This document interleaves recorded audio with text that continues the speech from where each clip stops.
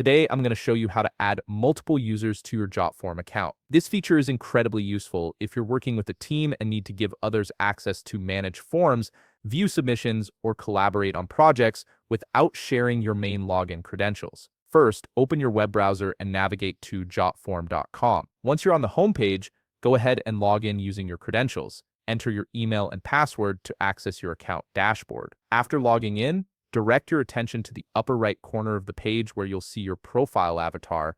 Click on it to reveal a drop-down menu with various account options. From this menu, select Settings. This will take you to the main settings area where you can configure different aspects of your Jotform account. Once you're in the settings, look at the left panel where you'll find several menu options. Click on Users. This section is specifically designed for managing team members and controlling who has access to your account. After clicking Users, you'll see a button that says Create New User. Go ahead and click on it to begin the process of adding a new team member. Now here's something important to note. In order to add or create users in Jotform, you must upgrade to an enterprise plan. The user management feature isn't available on free or lower tier plans. Since I'm currently using a free trial account, I'll walk you through what the next steps would look like once you have the appropriate subscription level. Assuming you have enterprise access, the first field you'll encounter is full name. Type the user's complete name here so you can easily identify them later in your user list.